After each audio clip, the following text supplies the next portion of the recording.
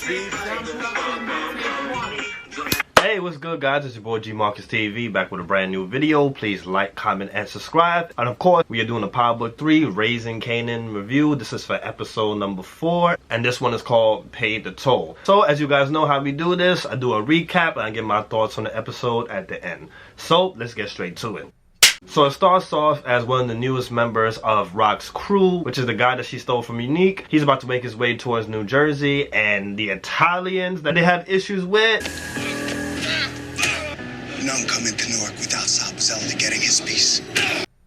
So now Rock is on a date with the Cartier guy, and he's showing her art gallery. She's sipping champagne, he's sipping champagne. He's trying to talk that good shit, and she's just like, I know who you are. Like, I'm just trying to figure out how you was able to do all that shit and be legit. He was just like, yo, I thought you wasn't interested in me. And she says she just had a lot going on that day.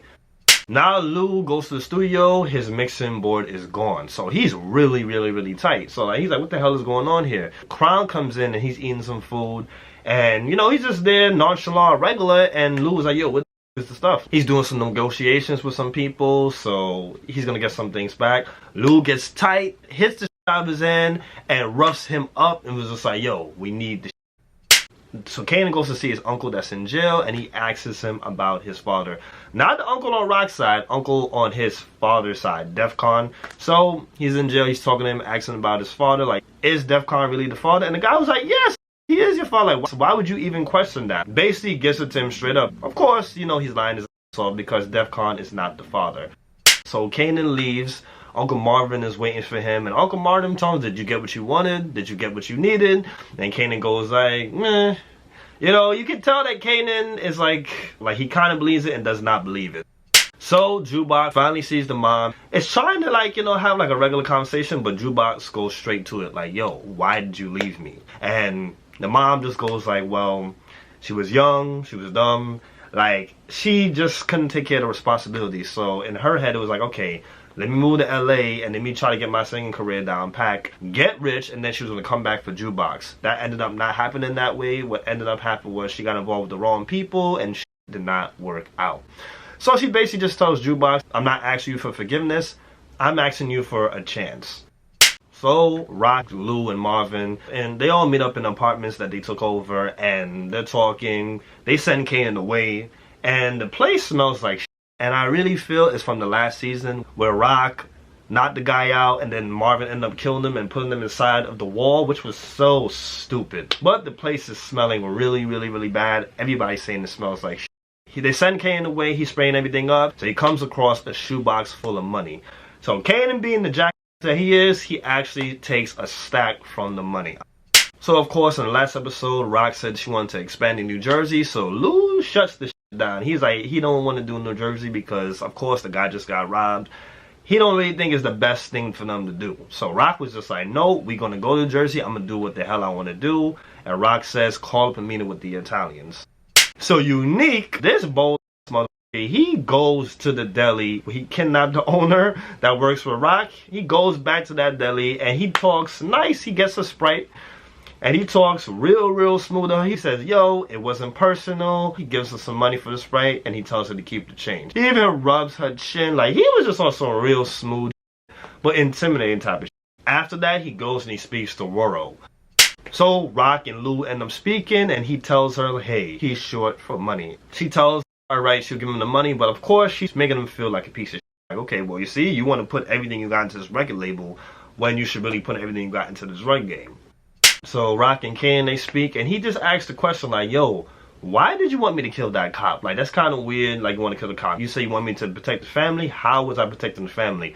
So Rock switches the whole thing up and she just says, yo, she's going to take you to jail for $120. Because, of course, you know, in this first season, Kanan killed $120. So she made it seem like that's what it was and that's why he was after her. He's still looking at her kind of sideways, but at the same time, maybe she's right. So Jukebox goes back to Marvin's house where her bedroom is clean as shit. So she's just there, impressed, and she's getting a whole bunch of clothes. So Marvin comes in and he tries to talk to her. He tries to have some conversation. She just walks past dude and goes her way. You can tell that your boy Marvin is hurt. So they end up having a meeting with the Italians, Rock, Lou, and Marvin. They have the meeting, and the Italians is telling them like, yo, you cannot move a certain way without me knowing, without you paying the price. So he gives them a price, which they did not show the price. I hate when movies and shows do that. Gives the price, and Rock shuts it down. She's like, we're not doing that. We're gonna move how we want to move. You cannot do that. Basically saying, if you want war, come and get it. So as they walk off, the Italian guy, the main guy, he tells his people like, wait, I like her. So Famous now has a house party, because remember in a couple of episodes prior, Crown said that he will help, he will put in a good word for him so he can get an apartment. So he finally gets the apartment. There's chicks all over, there's girls, there's guys. They're having a good time. They're playing some music. Kanan is there. He ends up thanking Kanan for paying for every single thing. So now I'm guessing that Kanan used the money that he stole from Lou, Rock, and Marvin. So I'm guessing he used that to pay for the party. So after he thanks him, so a girl and the mom comes, and the mom looks young. You don't even see that that's the mom. So they let them know like, hey, we're your neighbors. You guys having a party. Just let you know, if you guys keep it up, a neighbor will snitch on you guys. Will call the cops. So Kanan is looking at both of them, because both of them look really, really good. Kanan didn't even know that the mom was the mom. He just thought they were regular girls. So Kanan invites them in for the party. The mom says, yo, I'm her mother. If she wants to go in, that's fine, but she cannot stay for too long. I don't want you to get the wrong idea. So the girl goes in the party. So as the girl goes in, Kanan and the mom, they make eye contact. They're giving each other that look like, giving each other that they like each other type of looks. So it cuts to Howard. Howard is banging the prostitute again, and after he bangs her, he just basically tells her about the situation with Kanan, where he told Kanan that he's his father, and basically said it's like, yo, it's not really working out. He doesn't believe I'm his father. So the prostitute just goes like, hey, you got to understand that this is new for him. You got to show your son that you're going to be there for him. You will die for him. You got to actually show it. You got to actually be there for your kid. So you can tell that he took that advice. He soaked it in.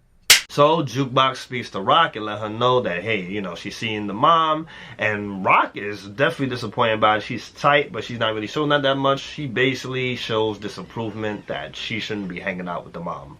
So Marvin confronts Rorel and tells him like, hey, you're short of money, which is the money that Kanan stole. So Rorel is saying like, yo, I didn't take the money. I'm doing what I'm supposed to do. I'm making things happen. I didn't do it. You can see that he kind of believes it. So he's just like, yo, do your investigation. Somebody is stealing. Somebody is slipping. I need you to be on your shit with this. So Kanan makes up with the new girl, Corinne, which is so funny because they just met 10 minutes ago. Then she asks him, yo, do you have a girlfriend? He says no. And she says, well, that's about to change. So she basically made herself his new girlfriend. She jumps on his lap. I'm like, damn, all this shit going on in the party is like, y'all see everybody in this room. So Crown then comes in, and of course Famous gives him the respect. Thank you for holding it down for me. Jukebox comes to the party, and Crown gives her a tape and says, yo, I want you to really get on this tape, make a song. So I'm like, okay, so it just seemed like it's gonna be the battle between the one that Lulu wants to sign and Jukebox.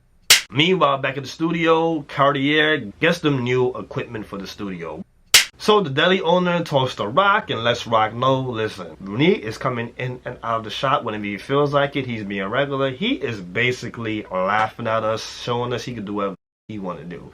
So Rock just says it's a part of the game. It is what it is. Just chill, keep it cool. And the store owner is just like, yo, listen, this is a sign of weakness. This is not what I thought this was. Like, you got to do something about it. Rock knows that this is f***ed up, but at the same time, it's just like, she got to be strong for the deli owner. So Rock and Symphony, that's basically the boyfriend that she goes to for the vacation, if you know what I mean. So they're looking at a house together, and Rock tells the person that's letting them see the house, make the offer and I'll take care of the rest. So she ends up talking to him, like trying to ask him like, yo, how should I do this floor? How should I do this? How should I do that? And he's just looking at her like, yo, why are you doing this? Like, why you keep calling me? Like, he asks her like, yo, what happened the night you wanted me to take Kanan out of town? So she just says she was trying to protect him. She does not let him know what goes on. So I respect this guy. He keeps it real. He just tells her like, yo, you gotta let me go. Like, do me a favor. If you really care about me, let me go. Either the situation is going to stay the same or it's going to get worse. And he just let her know, hey, I wanted to be your home, but you wanted me to be your vacation. And she even tells him, like, yo, you a big boy. I can't force you. Detective Howard's partner pops up on Unique while he was at his place of business. And she basically was just like, yo, like, what's really going on? She's trying to get him to rat. And she was just like, yo, if somebody framed me, like, I would be pissed off. I would be upset. But he does not give her any type of information. Of course, you know, the code of the streets, they cannot snitch on each other, which was so stupid. Morel, he takes the school bus trying to get to New Jersey again. They rob this dude again. Takes the freaking school bus, but it doesn't really look like he's really bothered by it. He calls Marvin, lets Marvin know what's going on, and of course, Marvin is pissed off. The episode ends off with Kanan going to Detective Howard's house, but he lied prior, telling Rock that he was going to go see Famous. So what he ends up doing is going to Detective Howard's house. So it was no words, no nothing. Detective Howard opens the door, tells him come in using his head, and Kanan just comes in. So as Kanan goes in and the door closes, you just see Rock was watching him the whole time.